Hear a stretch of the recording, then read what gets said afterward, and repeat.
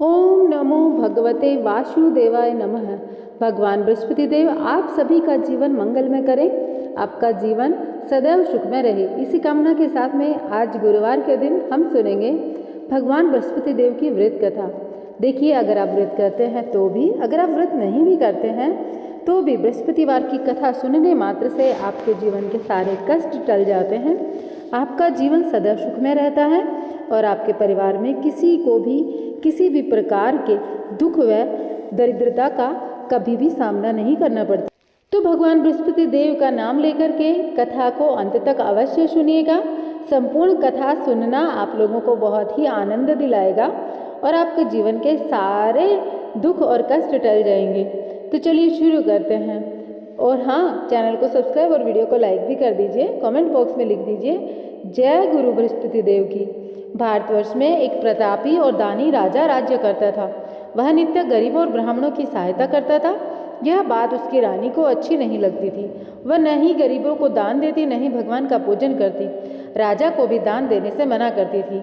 एक दिन राजा शिकार खेलने वन को गए थे तो रानी महल में अकेली थी। उसी समय बृहस्पति देव साधु वेश में राजा के महल में भिक्षा के लिए गए और भिक्षा मांगी। रानी ने भिक्षा देने से इनकार किया और कहा, हे साधु महाराज, मैं तो दान पुण्य से तंग आ गई हूँ। मेरा पति सारा धन लुटाता रहता है। मेरी इच्छा है हमारा धन नष्ट हो जाए, फिर न रहेगा बांस, न बजेगी बांसुरी। साधु ने कहा, देवी तुम तो बड़ी विचित्र हो। धन संतान तो सभी चाहते हैं, पुत्र और लक्ष्मी तो पापी के घर में भी होनी चाहिए। यदि तुम्हारे पास अधिक धन है तो भूखों को भोजन दो, प्यासों के लिए प्याऊ बनवाओ, मुसाफिरों के लिए धर्मशालाएं खुलवाओ। जो निर्धन अपनी कुंवारी कन्याओं का विवाह नहीं कर सकते उनका विवाह कराओ। ऐसे और बहुत सारे काम हैं जिनके करने से तुम्हारा यश लोक परलोक में फैलेगा। परंतु रानी पर उपदेश का कोई प्रभाव न पड़ा। वह बोली, महाराज आप मुझे कुछ न समझाएं, मैं ऐसा धन नहीं चाहती जो मैं हर जगह बांटती फिरूं। साधु ने उत्तर दिया, यदि तुम्हारी ऐसी इच्छा है तो तथास्तु, तुम ऐसा करना, बृहस्पतिवार को घर लीपकर पीली मिट्टी से अपना सिर धोकर स्नान करना, भट्टी चढ़ाकर कपड़े धोना। ऐसा करने से तुम्हारा सारा धन नष्ट हो जाएगा। इतना कहकर वह साधु महाराज वहां से विलुप्त हो गए। साधु के अनुसार जो भी बातें कही गई थी उनका पूरा पालन रानी ने किया। केवल 3 बृहस्पतिवार बीते थे कि उसकी समस्त धन संपत्ति नष्ट हो गई। भोजन के लिए भी राजा का परिवार तरसने लगा। तब एक दिन राजा ने रानी से कहा, हे रानी, तुम यहीं रहो, मैं दूसरे देश को जाता हूँ, क्योंकि यहाँ पर सभी लोग मुझे जानते हैं, इसलिए मैं कोई छोटा कार्य नहीं कर सकता। ऐसा कहकर राजा प्रदेश चला गया। वह जंगल से लकड़ी काट कर लाता और शहर में बेचता। इस तरह वह अपना जीवन व्यतीत करने लगा। इधर राजा के प्रदेश जाते ही रानी और दासी दुखी रहने लगे। एक बार जब रानी और दासी को 7 दिन तक बिना भोजन के रहना पड़ा तो रानी ने अपनी दासी से कहा, हे दासी, पास ही के नगर में मेरी बहन रहती है, बड़ी धनवान है। तुम उसके पास जाओ और कुछ लेकर आओ ताकि थोड़ी बहुत गुजर बसर हो सके। दासी रानी की बहन के पास गई।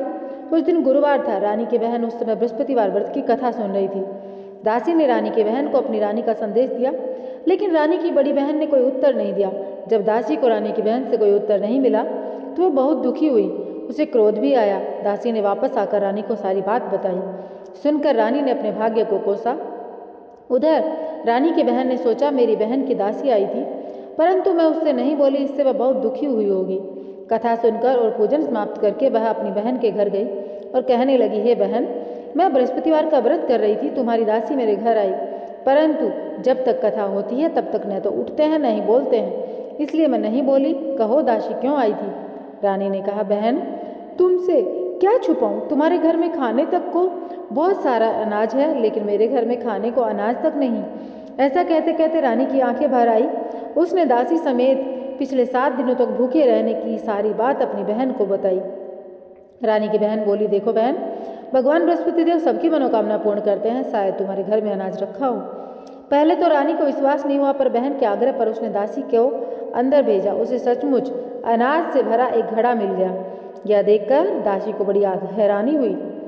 दासी रानी से कहने लगी, हे रानी, जब हमको भोजन नहीं मिलता तो हम व्रत ही तो करते हैं, इसलिए क्यों न इनसे व्रत और कथा की विधि पूछ ले ताकि हम भी व्रत कर सके। तब रानी ने अपनी बहन से बृहस्पतिवार व्रत के बारे में पूछा। उसकी बहन ने बताया, बृहस्पतिवार के व्रत में चने की दाल और मुनक्का से भगवान विष्णु का केले की जड़ में पूजन करना चाहिए और दीपक जलाना चाहिए। व्रत कथा सुननी चाहिए, पीला भोजन करना चाहिए, इससे बृहस्पति देव प्रसन्न होते हैं। व्रत और पूजन विधि बताकर रानी की बहन अपने घर को लौट गई। 7 दिन के बाद जब गुरुवार आया तो रानी और दासी ने व्रत रखा। गुड़साल में जाकर चना और गुड़ लेकर आई। फिर उससे केले की जड़ तथा विष्णु भगवान का पूजन किया। अब पीला भोजन कहाँ से लाए, इस बात को लेकर दोनों बहुत दुखी थे। चूंकि उन्होंने व्रत रखा था इसलिए बृहस्पति देव उनसे प्रसन्न थे, इसलिए वे एक साधारण व्यक्ति का रूप धारण करके 2 थालों में सुंदर पीला भोजन दासी को दे गए। भोजन पाकर दासी प्रसन्न हुई। फिर रानी के साथ मिलकर भोजन ग्रहण किया। उसके बाद वे सभी गुरुवार को व्रत और पूजन करने लगी। बृहस्पति भगवान की कृपा से उनके दिन बदलने लगे। उनके पास फिर से धन संपत्ति आ गई, परंतु रानी फिर से पहले की तरह आलस करने लगी। तब दासी बोली, हे रानी, तुम पहले भी इस तरह धन को संभालने में आलस करती थी। धन को रखने में तुम्हें कष्ट होता था, इस कारण सभी धन नष्ट हो गया और जब भगवान बृहस्पति देव की कृपा से दोबारा से हमें यह धन प्राप्त हुआ है, तुम्हें फिर से आलस होता है। रानी को समझाते हुए दासी कहती है, बड़ी मुसीबतों के बाद में हमने यह सब पाया है, इसलिए हमें दान पुण्य करना चाहिए, भूखे मनुष्यों को भोजन कराना चाहिए, धन को शुभ कार्यों में खर्च करना चाहिए, जिस तुम्हारे कुल का यश बढ़ेगा, स्वर्ग की प्राप्ति होगी, पितृ प्रसन्न होंगे। दासी की बात मानकर रानी अपना धन शुभ कार्यों में खर्च करने लगी, जिससे पूरे नगर में उसका यश फैलने लगा। बृहस्पतिवार कथा जब भी करें तो आप पूर्ण श्रद्धा भाव के साथ में करें। तो चलिए आगे की कथा शुरू करते हैं। एक दिन राजा दुखी होकर जंगल में एक पेड़ के नीचे आसन जमाकर बैठ गया। वह अपनी दशा को याद करके व्याकुल होने लगा। बृहस्पतिवार का दिन था। एकाएक उसने देखा निर्जन वन में एक साधु प्रकट हुए। वह साधु के वेश में स्वयं बृहस्पति देव थे। लकड़हारे के सामने आकर बोले, हे लकड़हारे, इस सुनसान जंगल में तू चिंतामग्न क्यों बैठा है? लकड़हारे ने दोनों हाथ जोड़कर प्रणाम किया। उत्तर दिया, महात्मा जी, आप सब कुछ जानते हैं, मैं क्या कहूँ। यह कहकर रोने लगा और साधु को अपनी आत्मकथा सुनाई। महात्मा जी ने कहा, तुम्हारी स्त्री ने बृहस्पति के दिन बृहस्पति भगवान का निरादर किया है, जिसके कारण रुष्ट होकर उन्होंने तुम्हारी यह दशा कर दी। अब तुम चिंता को दूर करके मेरे कहने पर चलो तो तुम्हारे सब कष्ट दूर हो जाएंगे और भगवान पहले से भी ज़्यादा धन और संपत्ति तुम्हें देंगे। तुम बृहस्पतिवार के दिन कथा किया करो। 2 पैसे के चने मुनक्का लाकर उसका प्रसाद बनाओ। शुद्ध जल से लोटे में शक्कर मिलाकर अमृत तैयार करो। कथा के पश्चात अपने सारे परिवार और सुनने वाले प्रेमियों में अमृत व प्रसाद बांटकर खुद भी ग्रहण करो। ऐसा करने से भगवान तुम्हारी सब मनोकामनाएं पूर्ण करेंगे। साधु के ऐसे वचन सुनकर लकड़हारा बोला, हे प्रभु, मुझे लकड़ी बेचकर इतना पैसा नहीं मिलता जिससे भोजन के उपरांत कुछ बचा सकूं। मैंने रात्रि में अपनी स्त्री को व्याकुल देखा। मेरे पास कुछ भी नहीं जिससे मैं उसकी खबर मंगा सकूं। साधु ने कहा, हे लकड़हारे, तुम किसी बात की चिंता मत करो। बृहस्पतिवार के दिन तुम रोजाना की तरह लकड़ियां लेकर शहर को जाओ। तुमको रोज से दुगना धन प्राप्त होगा, जिससे तुम भली भांति भोजन कर लोगे और बृहस्पति देव की पूजा का सामान भी आ जाएगा। इतना कहकर साधु अंतर्धान हो गए। धीरे धीरे समय व्यतीत होने पर फिर वही गुरुवार का दिन आया। लकड़हारा जंगल से लकड़ी काटकर किसी शहर में बेचने गया। उसे उस दिन और दिनों से अधिक पैसा मिला। राजा ने चना गुड़ आदि लाकर गुरुवार का व्रत किया। उस दिन से उसके सभी कलेश दूर हो गए। परंतु जब दोबारा गुरुवार का दिन आया तो बृहस्पतिवार का व्रत करना भूल गया, जिसके कारण से भगवान बृहस्पति देव नाराज हो गए। उस दिन उस नगर के राजा ने विशाल यज्ञ का आयोजन किया तथा शहर में घोषणा करा दी, कोई भी मनुष्य अपने घर में भोजन न बनावे, न आग जलावे, समस्त जनता मेरे यहाँ भोजन करने आवे। इस आज्ञा को जो न मानेगा उसे फांसी की सजा दी जाएगी। इस तरह की घोषणा संपूर्ण नगर में हुई। राजा की आज्ञा अनुसार शहर के सभी लोग भोजन करने गए, लेकिन लकड़हारा कुछ देर से पहुंचा, इसलिए राजा उसको अपने साथ अपने घर ले गए और ले जाकर भोजन करा रहे थे। तो रानी की दृष्टि उस खूंटी पर पड़ी जिस पर उसका हार लटका था। वह वहां पर दिखाई नहीं दिया। रानी ने निश्चय किया कि मेरा हार अवश्य इस मनुष्य ने चुरा लिया। उसी समय सिपाहियों को बुलाकर उसको कारागार में डलवा दिया गया।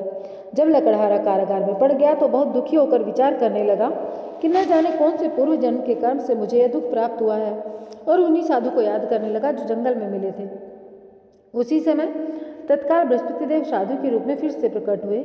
उसकी दशा को देखकर कहने लगे, अरे मूर्ख, तूने बृहस्पति देव की कथा नहीं करी, जिसके कारण तुझे दुख प्राप्त हुआ है।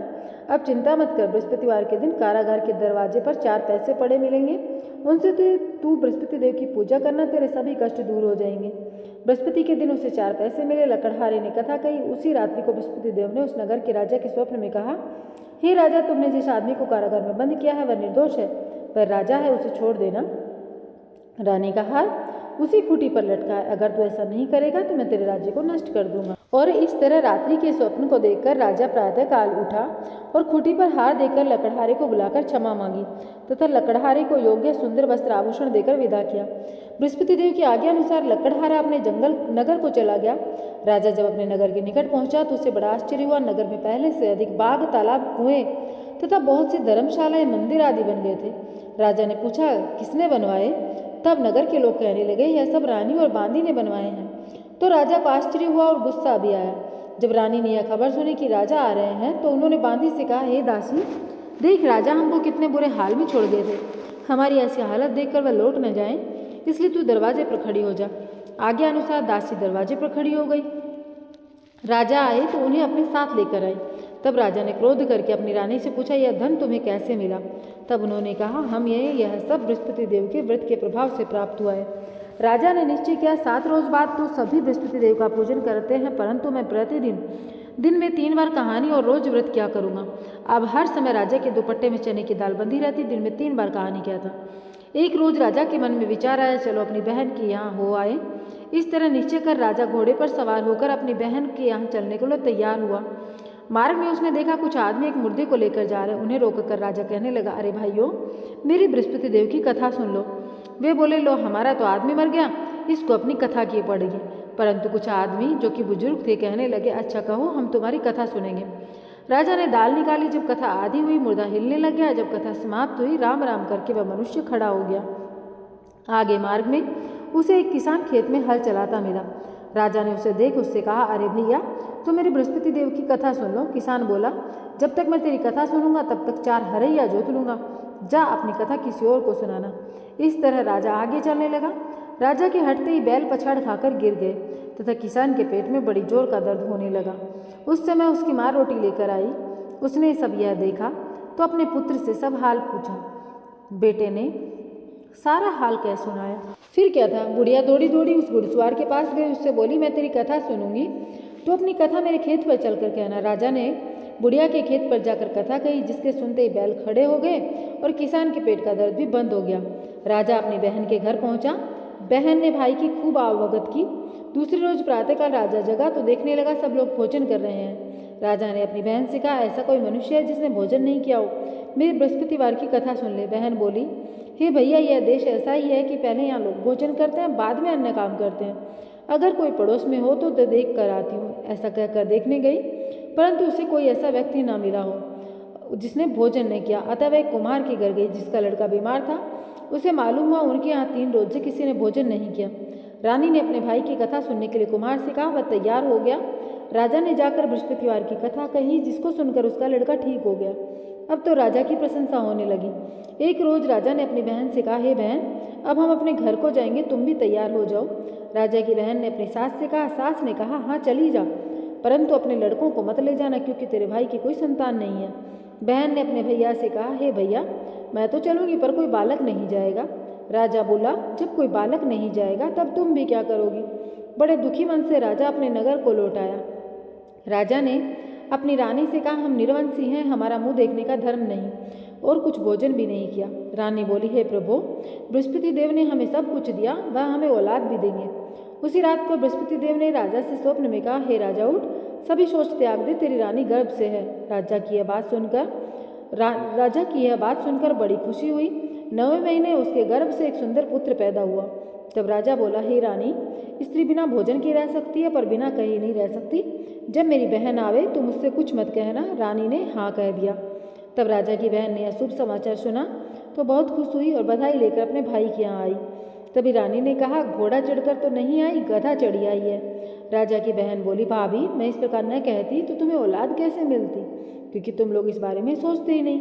तो बृहस्पति देव ऐसे ही हैं, जैसे जिसके मन में कामनाएं हैं सभी को पूर्ण करते हैं। जो सद्भावना पूर्वक बृहस्पति का व्रत करता है, या फिर कथा सुनता है, या फिर पढ़ता है, दूसरों को सुनाता है, भगवान बृहस्पति देव उसकी सभी मनोकामनाएं पूर्ण करते हैं। जैसे सच्ची भावना से रानी और राजा ने उनकी कथा का गुणगान किया, वैसे भगवान बृहस्पति देव ने उनकी सभी इच्छाएं पूरी की। भगवान बृहस्पति देव सदैव उनकी रक्षा करते हैं जो उनकी शरण में जाते हैं। संसार में जो मनुष्य सद्भावना से भगवान जी का पूजन व्रत सच्चे हृदय से करता है, उनकी सभी मनोकामनाएं पूर्ण होती हैं। इसलिए पूर्ण कथा अवश्य सुननी चाहिए। और अंत में जय बोलिए भगवान बृहस्पति देव की और कमेंट बॉक्स में लिख दीजिए ओम नमो भगवते वासुदेवाय नमः या फिर हरिओम। भगवान बृहस्पति देव आपकी सभी मनोकामनाएं पूर्ण करें। मिलेंगे एक नए वीडियो के साथ में। ओम नमो भगवते वासुदेवाय नमः।